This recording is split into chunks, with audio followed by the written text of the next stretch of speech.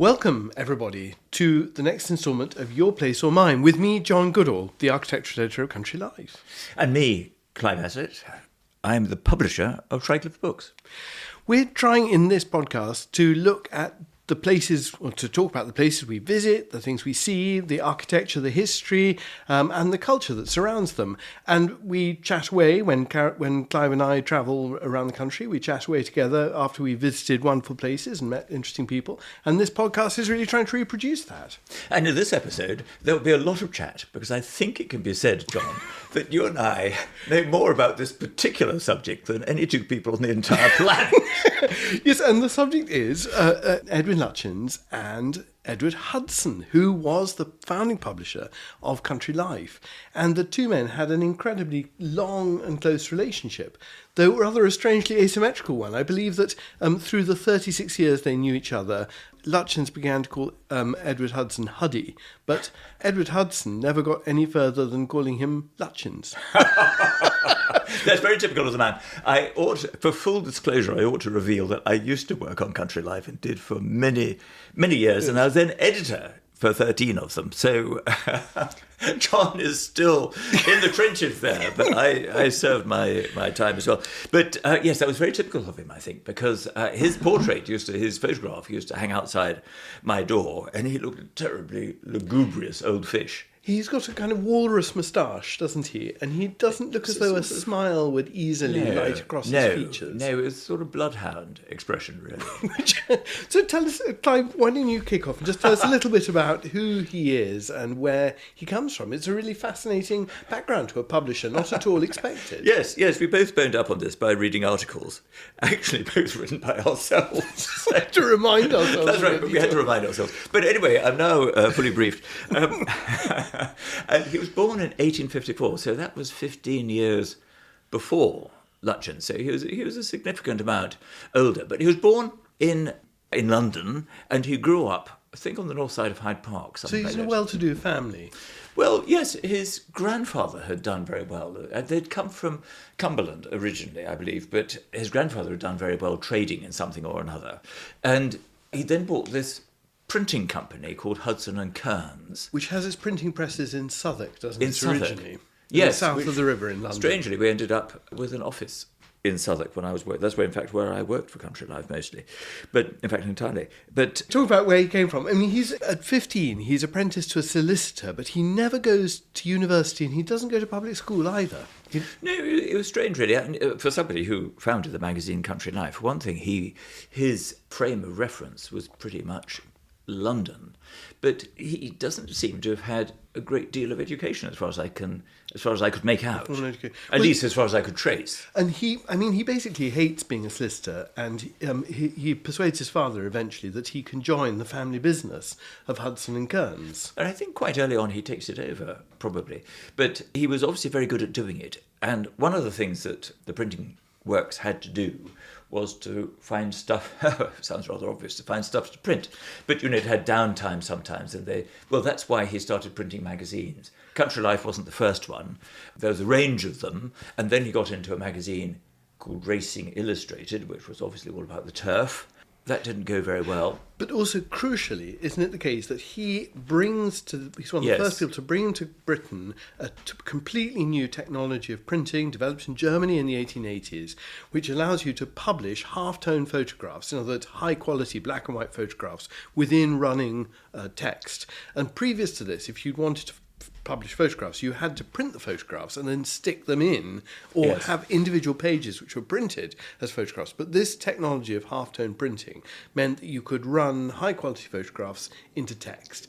He is a perfectionist. He takes this technology and he begins printing illustrated magazines. And Country Life itself is, crucially, for the first 3 years of its life, called Country Life Illustrated, precisely because it was making use of this dynamic new technology, which I think would have been astonishing to people at the time. I mean, there's a massive boom in magazines throughout the late 19th century. Lots of novelists, Dickens, for example, is publishing regularly in magazines. And it's Hudson's... Of course, they were illustrated with woodcuts, weren't they? Exactly. Like quite a different thing. Yes, like the Illustrated London and News. which remained being illustrated by woodcuts, I think.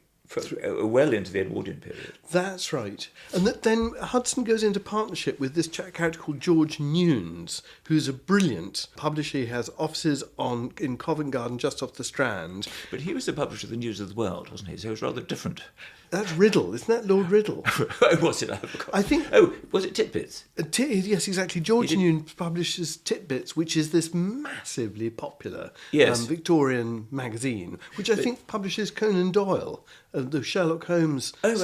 I thought it was a bit down market, but maybe not. I think I'm right in saying that that's the case. That among other. But where was it? I mean, was it a popular magazine in the sense of just having a huge circulation? It had a huge. Or was it a bit tacky or not? It has a huge circulation. Yes. And a fascinating connection between George Nunes and Lutyens is that George Nunes' offices, you can still see the clock that Lutyens designs between Covent Garden and the Strand, and which is a public clock. It hangs out of the Nunes publishing building, and is originally constructed, instead of the times of the hours, so the hours 1 to 12, it had George Nunes' the letters of his name written around it. So now it appears with Roman numerals, so you wouldn't know. But originally, Lutyens designs this clock for George Nunes. I think there was a triumvirate. You mentioned Lord Riddle, who was actually quite a mover and shaker in the Liberal Party. These were all Liberal figures. Nunes had been a Liberal MP, exactly right. And the three of them,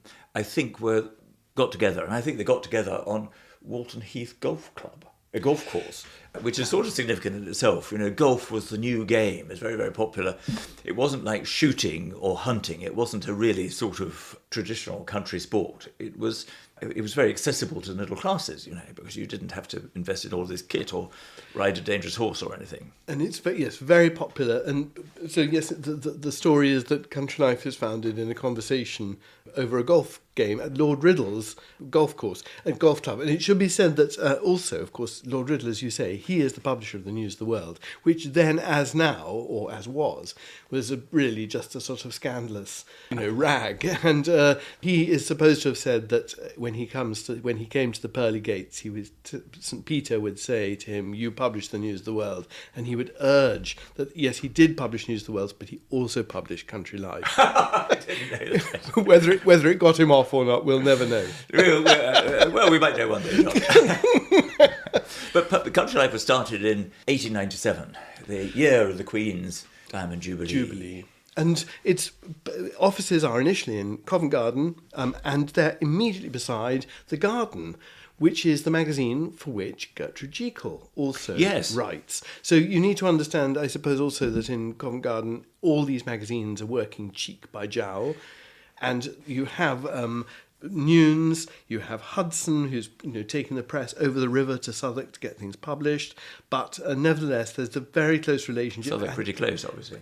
And it is, of course, probably through Gertrude Jekyll that Lutyens is introduced to Hudson. But I think Country Life was printed in the basement of the building, and I think the compositing was done, the typesetting was done on the attic. You see, I think that was done when it's rebuilt, because we're going to come to that. No, right. We haven't got there yet. We haven't got there yet. You're quite right. That initially the offices are two mid-19th century terraced houses, one of which has the garden in, and the other is a costermonger shop on Covent Garden, which is, of course, still the sort of, the centre of selling wholesale vegetables and so forth in London. But it's all about to change because, of course, Hudson is introduced to Lutyens. Do we know anything about that introduction? I don't think we do. Well, it was certainly made through Gertrude Jekyll, whom we've discussed in a previous episode, and Hudson, who was this very shy, inarticulate person who was sometimes characterised as being gruff and unwelcoming to people. But I think it wasn't that. I think he was just like Lutyens himself, intensely shy, and he couldn't get up and address his own staff at a Christmas lunch or anything. He was too nervous to do it. Broke down, had to sit down halfway through his speech. But he was a very, very good chooser of people. He chose extremely well for the people who worked on Country Life. And indeed, he was very quick to realise Lutyens' genius when he was introduced. But one of the people he chose, for example, a very good correspondent on golf called Bernard Darwin. He chose an early furniture historian called Percy MacCoyd to write about furniture, which was a very new thing, to write about furniture as antiques. Because also his driving obsession was indeed the collection of antique furniture, wasn't it? And he wanted to drive forward through Macquarie this dictionary of English furniture, which is still the standard reference work, I believe, in this field. And that, so as a background to publishing the magazine early on, he was photographing all this early furniture, which he also collected. Hudson collected. And he lavished care on the dictionary of English furniture, which he insisted, whenever he found a better example, he insisted it was photographed and put in. But of course, it made the whole project completely unmanageable. But, he was this great perfectionist, as you said. But he was very good at choosing people. And one of the people he came across, possibly in the corridors of the Garden magazine, was Gertrude Jekyll. Indeed, he must, in fact, have sort of spotted her beforehand in some way. I mean, I think she is... I can't now quite remember the relationship between The Garden and Country Life, but they're both Nunes publications, I think, early on and initially. I may have got that wrong. But I suppose the point is that there is a meeting. But I think that Gertrude Jekyll was an established writer. And very well known as an authority on gardens. Yes, already. Whereas, of course, Lutyens was just this... Well, he wasn't a boy. It was 1897. But he was under 30. Almost immediately, Hudson commissions a house from Lutyens, doesn't he? Yes, it's absolutely extraordinary that as Country Life went on, Hudson would publish every major house by Lutyens. Not quite all of them, but every major house. But he also commissioned 3 country houses, can you imagine? And the Country Life office. Do you remember what the first house, what that is? Deanery Garden. And is that in the 1890s? Well, he would have met him in... I think he met Gertrude Jekyll in 1899. I mean, Deanery Garden must have come along so soon afterwards. I think it was published in 1901. So, in the magazine. And the point I'm trying to make is that he must meet Lutyens and say immediately to Almost him, immediately. Yes, that's true. Okay, you make me a house. Absolutely. Well, yes, that is absolutely true. I mean, I suppose he must have gone to Munstead Wood. Gertrude Jekyll must have taken him, because the gallery at Munstead Wood is reproduced almost exactly at Deanery Garden. Exactly. They have the same roof structure, don't they? They look incredibly similar to one another. Yes. So, I mean, but then by 1905, there is then a contract drawn up with George Nunes as well for Lutyens to design the new Country Life offices. Well, we ought to say something about Deanery Garden, John. Okay, no. First of all, we mustn't rush ahead. Yeah, there you go. Because Hudson wasn't really a countryman, but he designed this house, which wasn't. It was rather typical of Lutyens. It wasn't really a country house in the sense that country houses, in their fullest extent, or at least this was how I was taught to write about them when I joined Country Life as a nipper, they were houses which were supported by their own estate. So they were houses, and the life of the house, whoever it was had acquired all this worldly wealth, but invested in land, and the investment supported the house. So it was kind of sealed system, but these were vast houses, and they stood on vast estates. It was 20,000 acres or something like that, whatever it might have been. And houses of that, scale. They're not quite that scale, but sort of getting that way. I mean, there was this agricultural depression at the end of the 19th century, which meant that land wasn't so attractive. But still, some very, very large houses were being built. But Deanery Garden wasn't anything like that. That was in the Berkshire town, this very pretty town, where I think Holman Hunt, the pre-Raphaelite painter, lived in his old age, would have been living there when Hudson was there. There's very pretty... Sonning, is that? Sonning, yes. And the house itself is inspired, isn't it, by... It's a very pretty river going through a bridge. And there's a wall, isn't there? There's a pre-existing wall. Yes, it's so typical of Hudson's temperament that he was immediately attracted by this long blank wall. So when you look at the house, you don't really get... I mean, if you visit to have a look at the house without going in, you don't really get much of a sense of it, because there is this old, completely blank wall with some sort of gables appearing above it. And this pre-existed, didn't it? Yes, this very old wall, and that's the wall, I think, of the Deanery Orchard, which is why it was called Deanery Garden. But it was a great big plot of land, for a town that was surrounded by this wall, and so it was big enough for Hudson to have his house and to have his garden. He didn't really want acres and acres where people would come and shoot driven partridges or something. Because he was making his money from publishing. And he wasn't really a countryman, His interest was aesthetic, really. More than anything else. And it should be said, shouldn't it, that he is an extraordinarily exacting designer. He presides over the photography. It's said that early on in the history of the magazine, every single page that was produced, he insisted on seeing it before the presses were allowed to run. And it's quite an interesting... Are we going to tell people what this magazine is about? I have one more thing to say.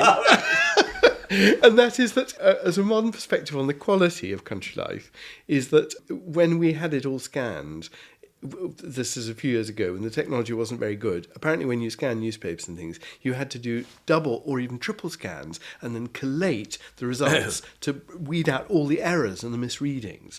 And the people who did it were completely astonished that you could actually scan country life in one go, because there was no distortion of letters on the page. Fantastic. And that does sort of speak of his obsession, and it's completely different from other magazines. So now, Clive, you can now tell us what the magazine's about, if you can. Well, it's a great big magazine. That's one thing that should be said. Following on from what John quite rightly said, printed on this sort of shiny paper, but the original copies were pretty big.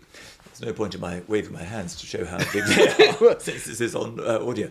But they're on very high quality paper. It's sort of and it is an arts and crafts magazine. It's meant to be beautiful to look at. It's got a particular smell. It's got a particular smell. I knew one person who was an architectural historian who very much looked forward to the arrival of Country Life every week, because it's a weekly. It is a weekly. It is underlined. Yes, it's And he said, I said, well, what did you most like about it? And he said, the smell. Probably not true anymore. I don't know how extraordinary it was. Who knows? But anyway, that's what he said. But it was founded out of Racing Illustrated.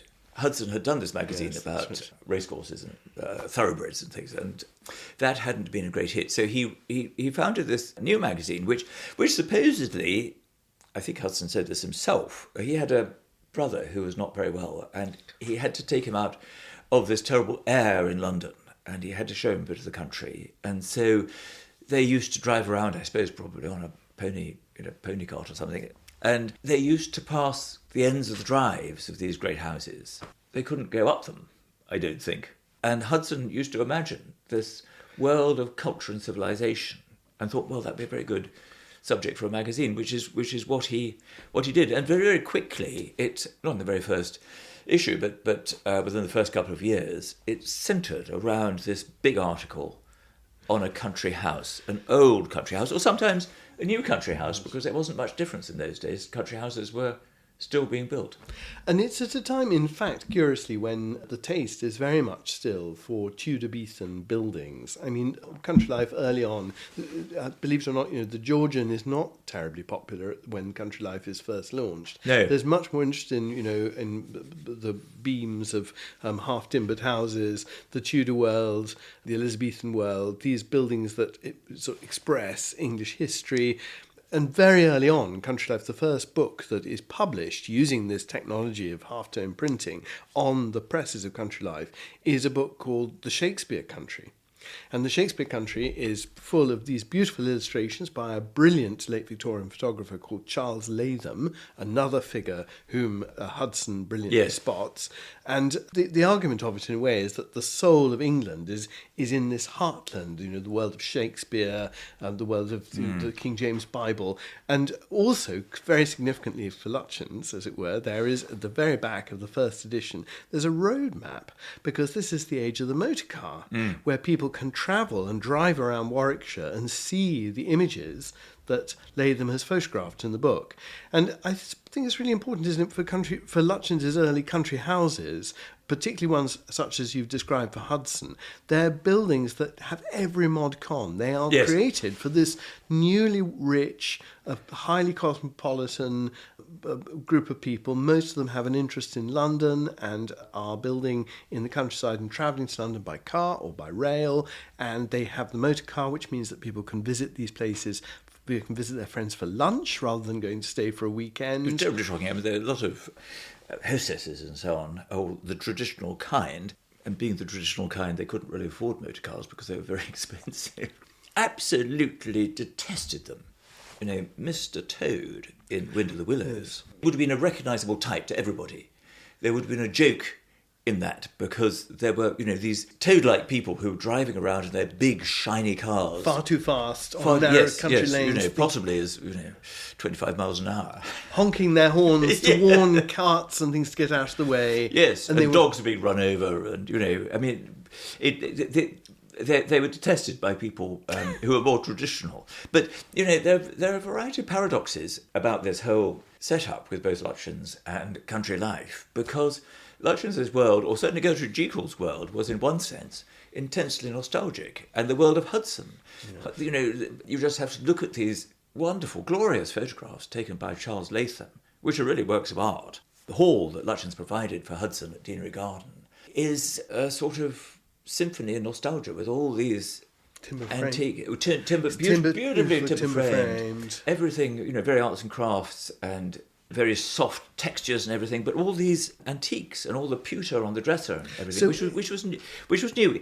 Nostalgia was new, and it coexisted. And similarly, antiques were a new concept. The idea of collecting antiques, the real thing, that was a very new taste, and particularly sort of oak and walnut and stuff. Everything had been mahogany until then. And it's worth saying, isn't it, that the aesthetic benchmark, I think, the Dutch painting of the 17th century is enormously popular at this period. And Vermeer in particular. Yes. And Charles Latham's photographs are profoundly influenced by Vermeer. This sense of naturally lit interiors. Soft light. And soft lighting. Moulding everything. And catching, the notes. Textures of surfaces. And, yes. And that is, in fact, still to this day, Country Life is unique as being the only glossy weekly, but it's also, its photography is unique because it's all done without artificial lighting, the architectural photography. And I think that does capture something of the soul of a room. It limits, in some ways, what you can do, but it makes it much more atmospheric than having these brightly lit interiors. It's more poetic. It's a much more, poetic way. And I think that was the entire thing. And the other, another paradox was that if you looked at country life with an untutored eye, the country life of those days, you might think, well, this is tremendously snobbish magazine with a lot of... I remember when I joined, I was struck that this was some time ago, obviously, and it would still pertain, no doubt, but you would have the home of Mr. and Mrs. somebody. You'd have the seat of Lord and Lady Snooks. And then you would have a seat of the Duke and Duchess. When they had many seats. So these things were still being observed in the 1970s when I joined. But you would see them writing about these colossal houses owned by very grand people. But strangely, that wasn't the perspective of the magazine, because absolutely everybody associated with it, or certainly everybody associated very, very nearly with Lutyens' career.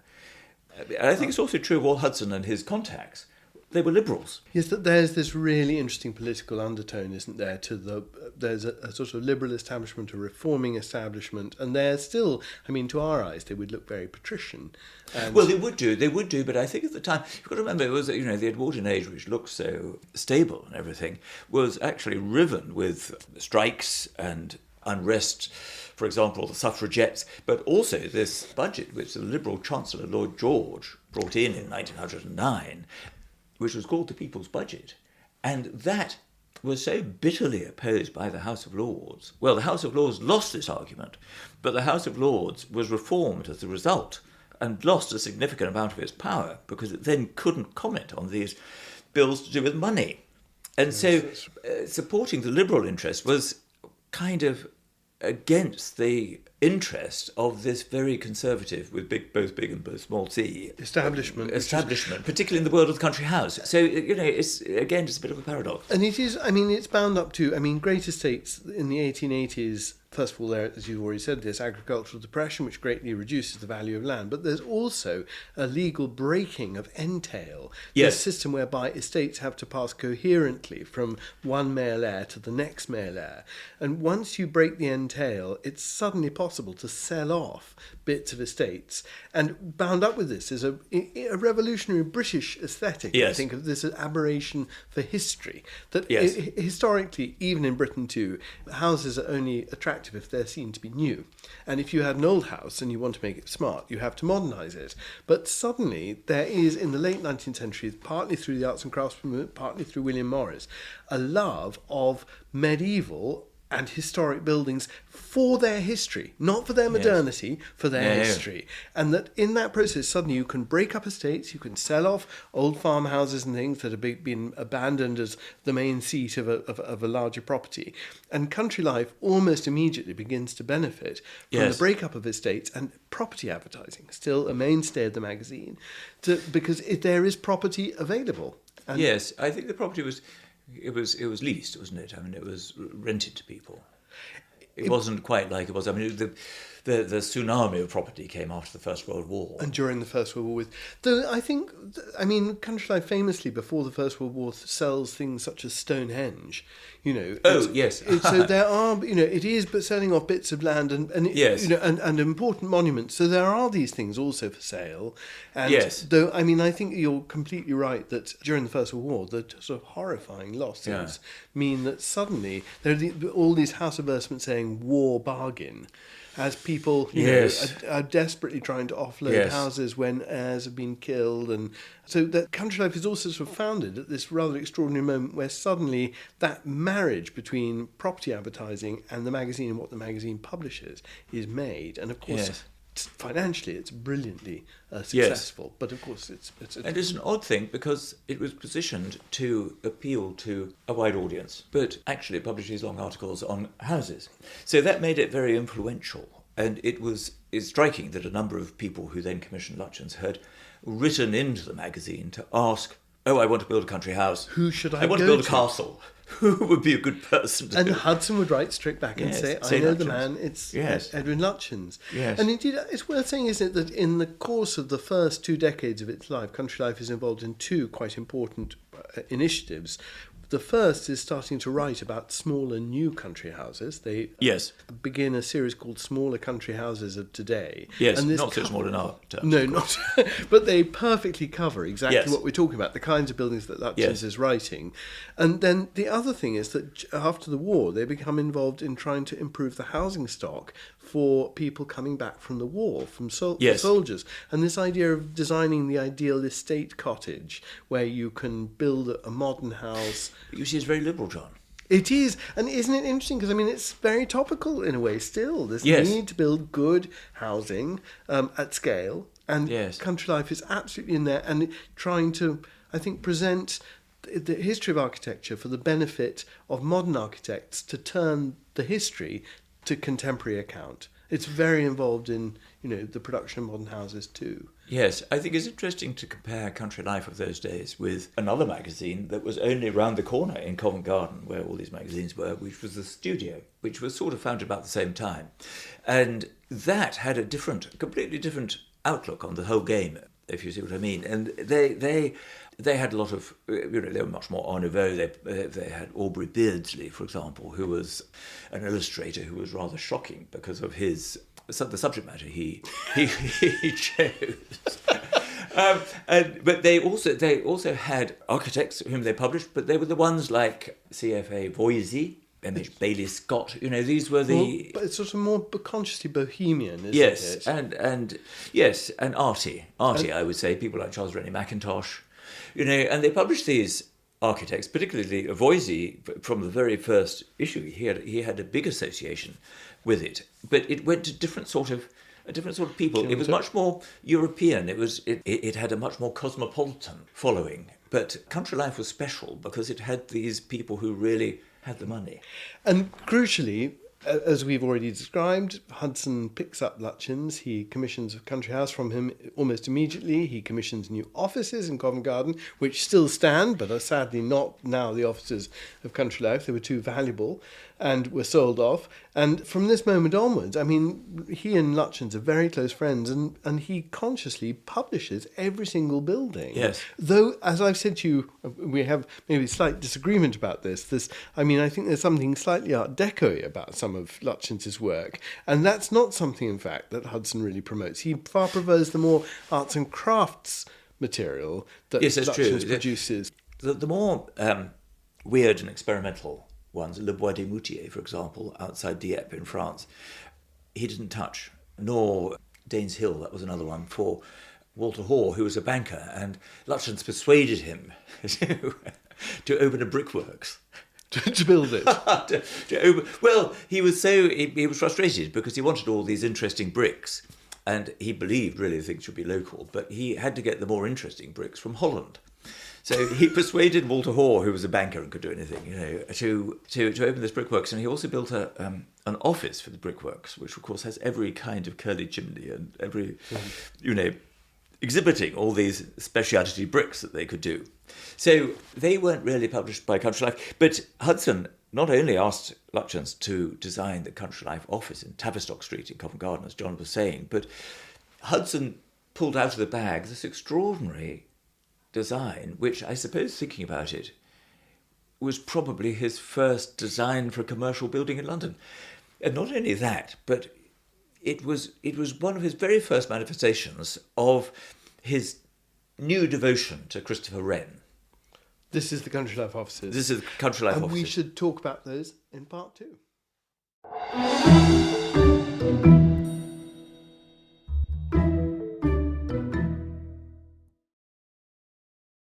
Welcome back.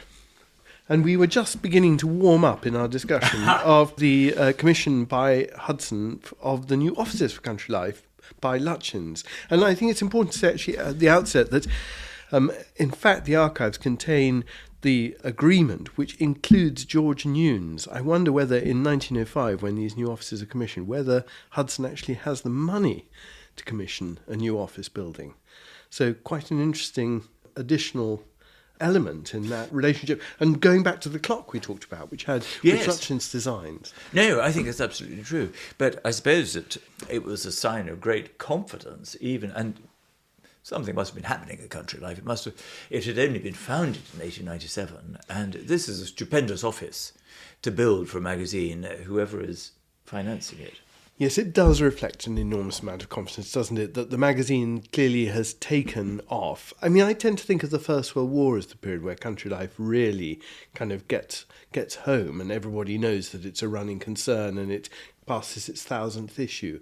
But in fact, indeed, in a period of 8 years, there's confidence to commission a brand new office building in the centre of London to take the place of these two rather shabby 19th century terraced houses, which have been converted into shops and then into editorial offices. And it's not only a very splendid building for Lutyens, it's a new thing because he has rather exhausted the arts and crafts style that he was working in. And although the arts and crafts country houses that he'd done before had elements of Georgian buildings that he remembered and so on worked into them, suddenly he is bursting out into this style, in this case, very directly patterned from Christopher Wren. And he talks about, people used to talk about the English Renaissance as being the period of the late 17th century, and he calls his the Renaissance with a W, because it's Wren. It's one of his jokes.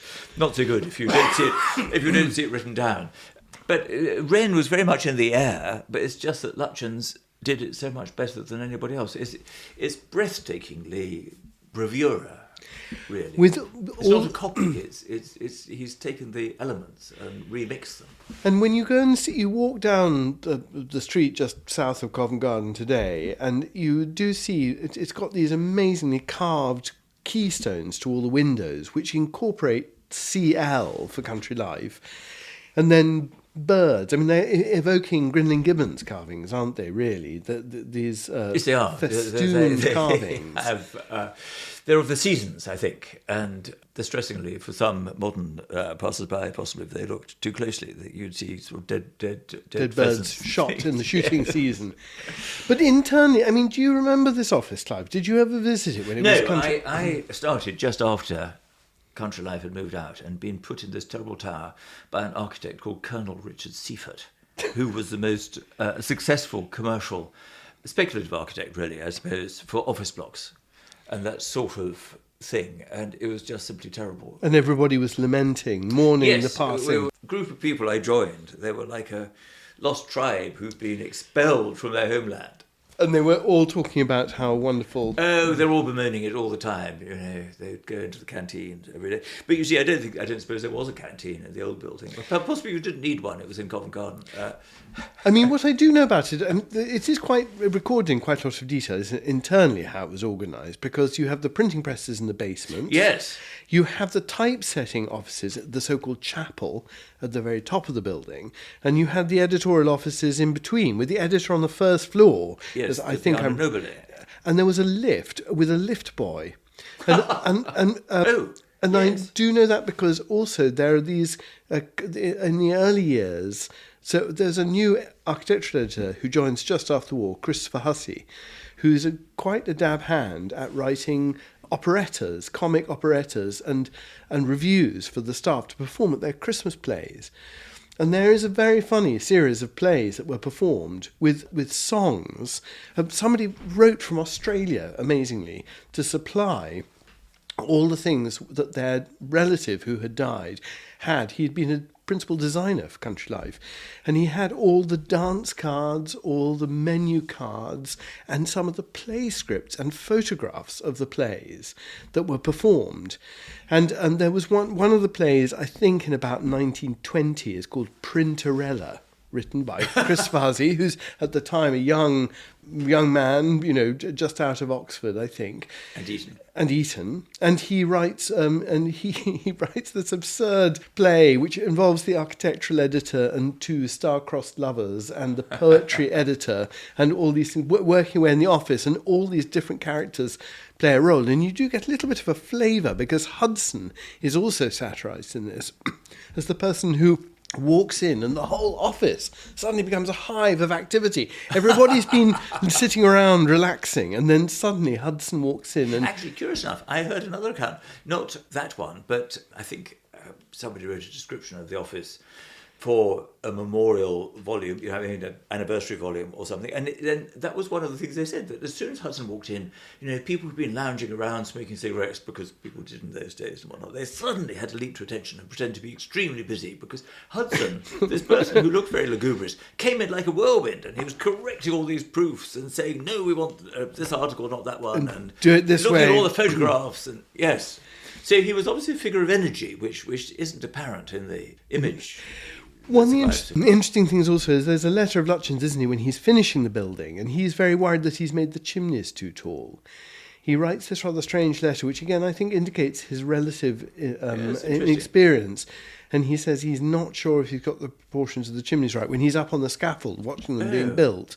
And in fact, the roofline has all been changed now, so you wouldn't actually... No, I see. No, but I mean, it's quite an interesting reflection again. Well, to your point, that this is a completely new...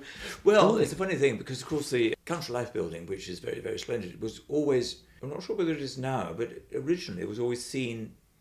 It's an angle. It's an angle, because it's a narrow street that it's on. So I don't know whether you would have seen the chimneys very much. So he might have been fussing about not very much, maybe. This is quite interesting.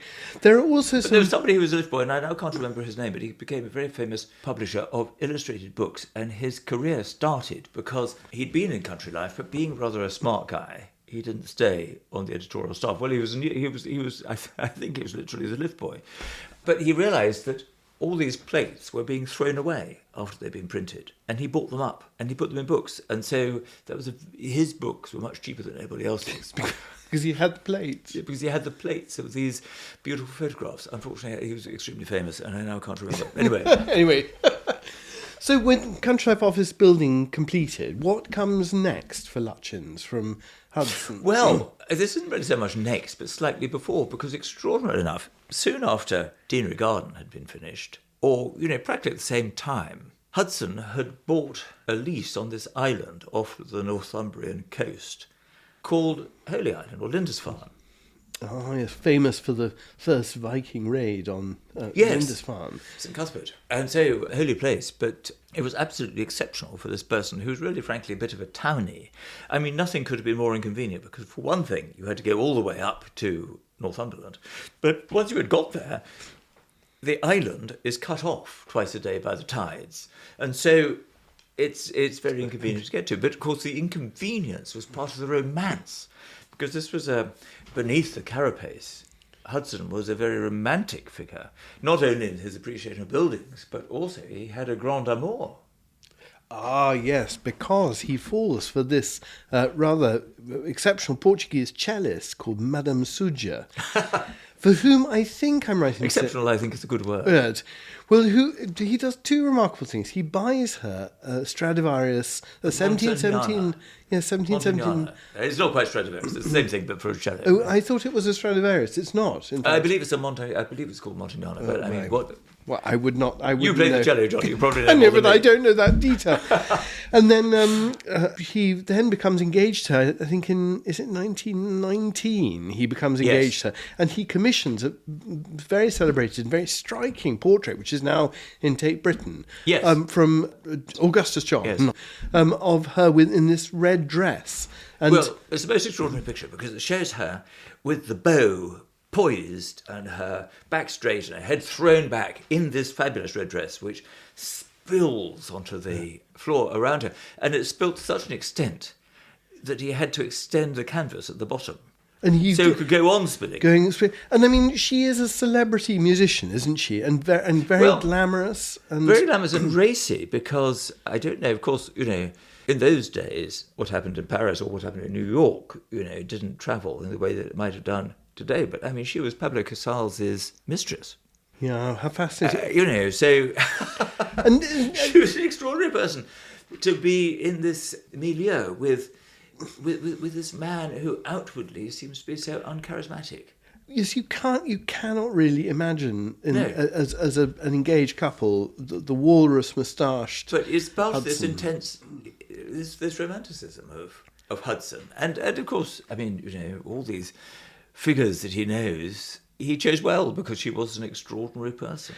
Well, and she enjoyed Lindisfarne. And she did, it's important, isn't it, to say a little bit about Lutyens is immediately commissioned to convert the castle at Lindisfarne to residence, and he is completely thrilled. In fact, I think on the first time he travels up on the train to Lindisfarne, doesn't he take a raven with him? Yes. But on the basis, the legend of the Tower of London with the ravens, if they ever leave, then the Tower of London will fall or something.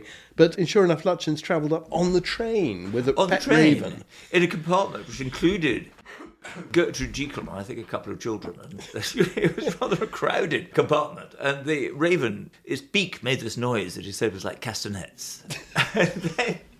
They got to the causeway to go over, and he was thrilled to see that in case people got cut off by the tide, there was these poles with barrels stuck on them.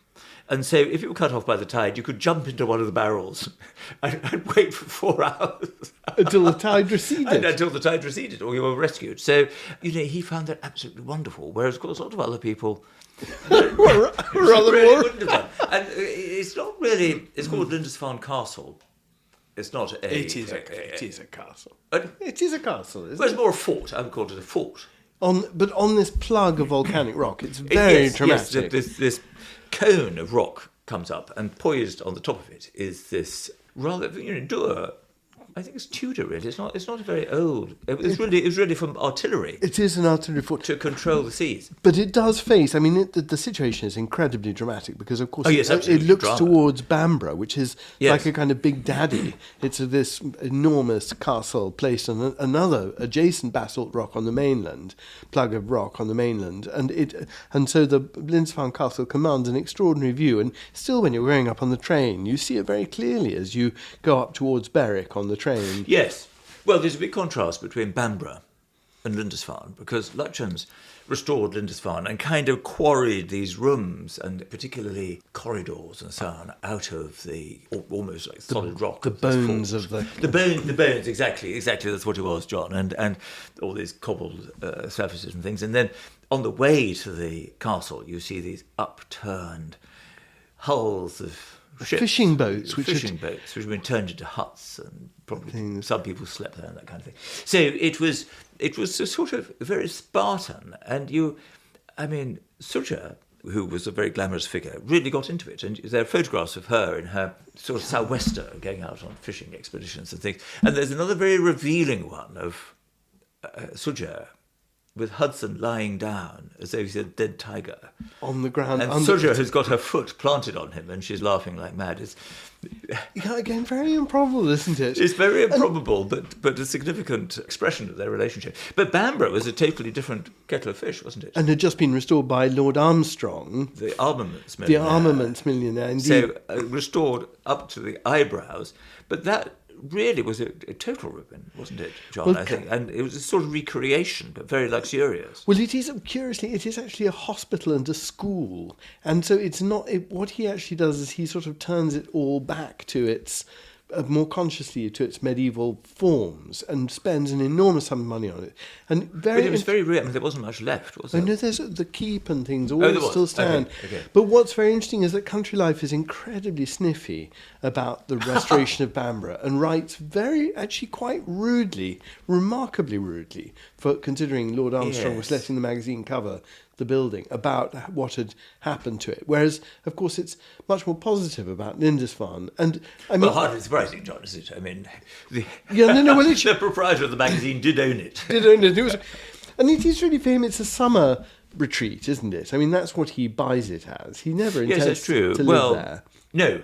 And he had these parties. It was obviously very ramshackle and terribly badly organised and things. Some of Lutyens' letters talk about the sleeping arrangements and things, and Hudson's forgotten to buy a bed, and this kind of thing, and somebody's got to sleep in the village, and it didn't actually sleep very many people, so it was very unusual for an Edwardian house. But it was typical because that was rather the country life perspective. I mean, the houses of the super rich, it didn't really do. It turned its nose up at the luxury of the plutocrats. So it's deliberately Spartan, isn't it? Well, Lindisfarne is, but it's sort of not so surprising that they wouldn't have gone for Bamborough Castle, because they never did these. I mean, for example, there are all these super rich people from South Africa. I mean, they never wrote about those houses because they were. They just thought it was kept at arm's length. New money. I mean, Lindisfarne, I do remember Lutyens does, when he first hears that Hudson has bought the castle, he writes this letter, doesn't he, say, can you believe it? Too funny. Too funny. Bought a castle. But he does then create within it a sort of performance space for Madame Suggia, doesn't he? Yes. Well, it's brilliant, really. This is right at the top of the house, and he does the same thing in another house, Hudson's third house, which we'll talk about in a moment.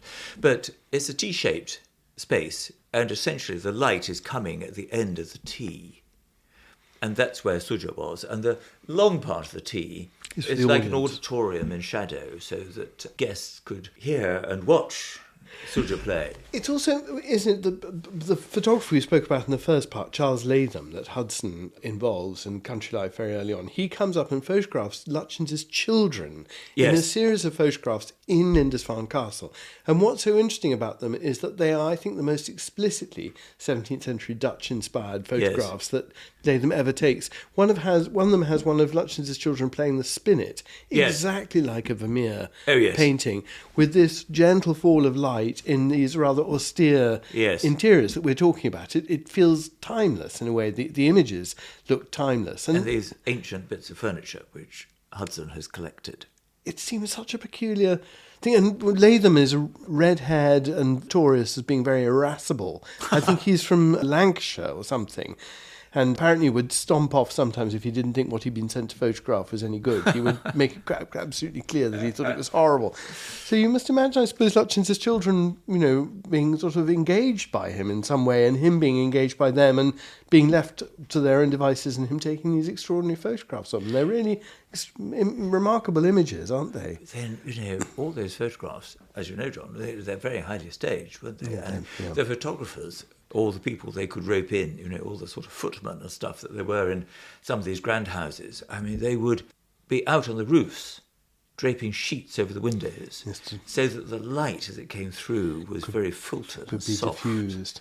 And all this being done, I mean, obviously Lindisfarne is published by the magazine, but it's really happening for all the houses that Hudson admires that Lutyens has produced. And so what Lutyens actually has is an advertisement, a photographic record of all his houses being produced in real time, more or less, and being published week by week in a very prestigious and beautifully illustrated magazine. What more could you ask for in the early 20th century as an advertisement for your work. And Lutyens and Hudson became great friends. As you say, Huddy found it difficult to be kind of on very matey terms, but he did, at one point, I think, kind of attempt to intervene in Lutyens' marriage when he thought that Lady Emily, Lutyens' wife, was embarrassing her husband because he was building New Delhi, the imperial. She was agitating for Indian independence. Exactly. And what happened? Good. It wasn't good. But it didn't work when he tried to intervene.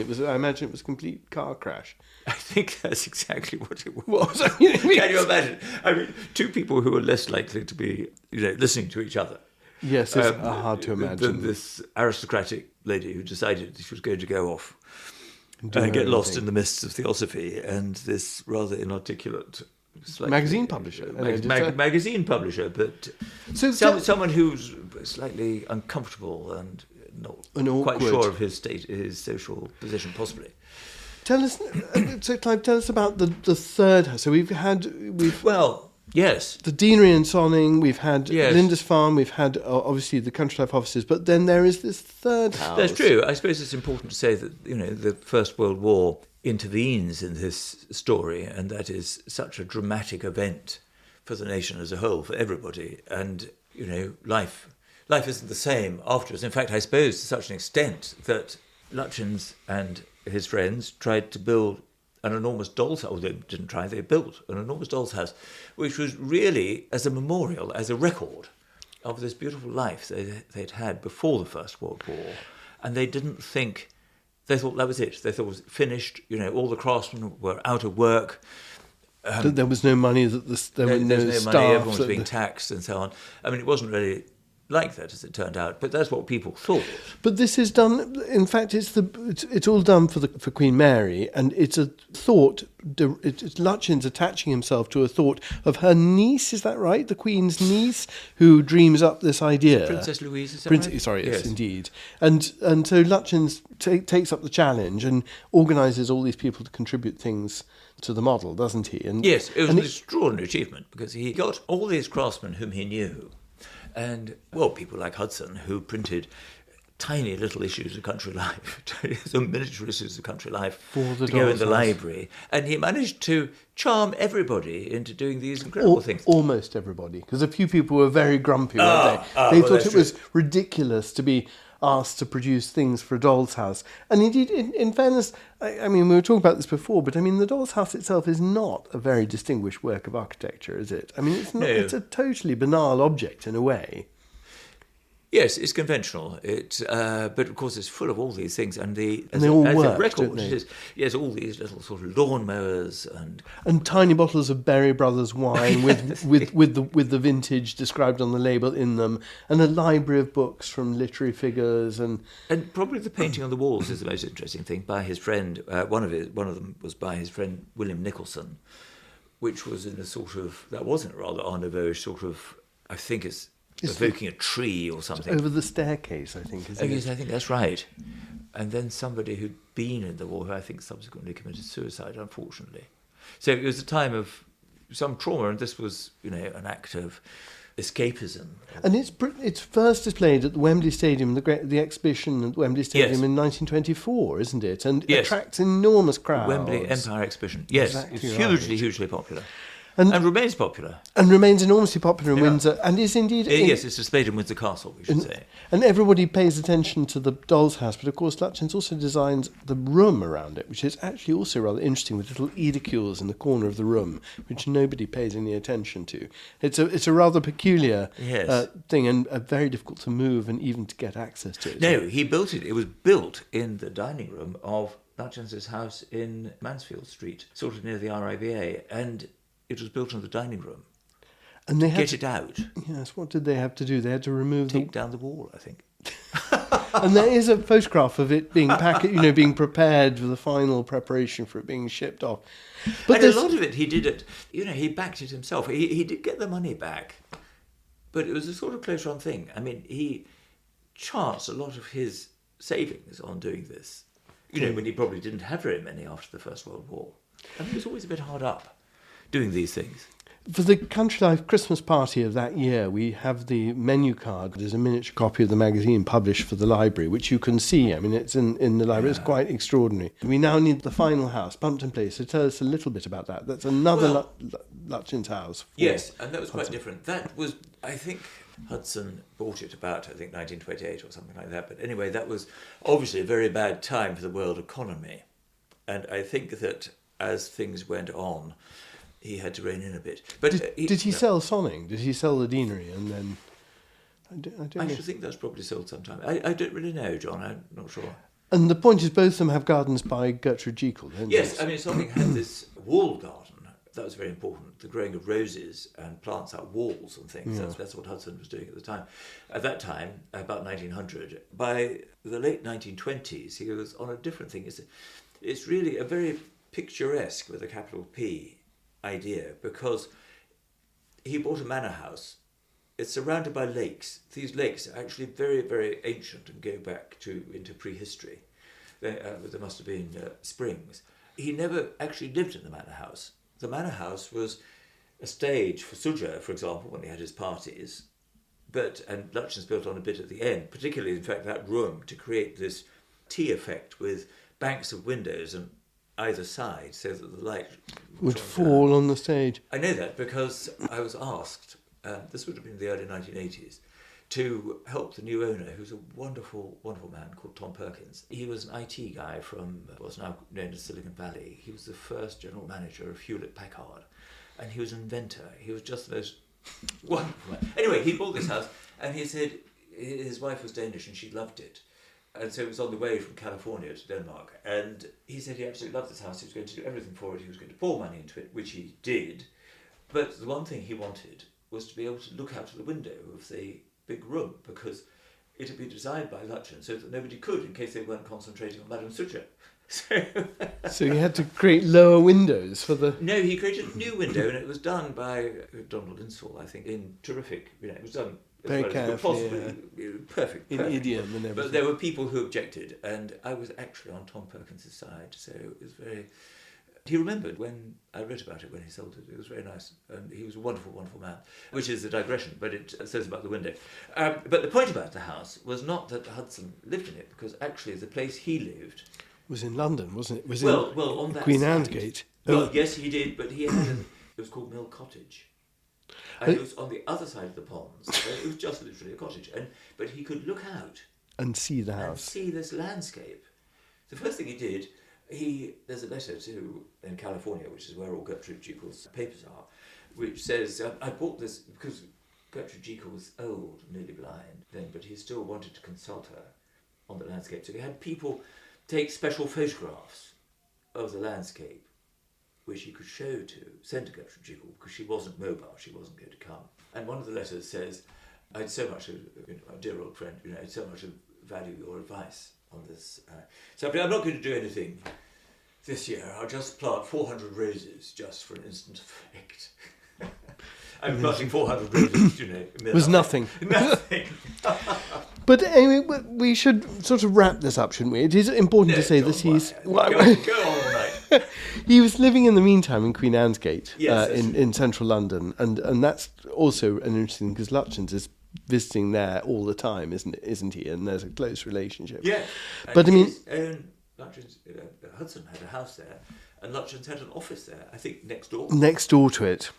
It's also worth saying, isn't it, doubling back to Lindisfarne briefly, that Lytton Strachey writes a rather wonderful and incredibly barbed account of a visit to Lindisfarne. It's hard to find much sympathy with him, but he mocks all the very things that we were talking about, the simplicity of the place, and he thinks it's awful, and he's just keen on meeting Madame Suggia, in fact, I seem to remember. It's the only person he's interested in. He's incredibly rude about everybody. He certainly didn't like the dawn fishing expeditions, and he thought it all rather claustrophobic and sort of threatening, because there's so much stone everywhere. But he's extremely rude and unpleasant about Hudson. But who tries to get him to write for Country Life, and he... Yes, well, it's interesting, because that's actually why Hudson got him up, because he was sort of trying him out. But in fact, I think he agreed to write things and they were never published, and I think there clearly wasn't a match made in heaven.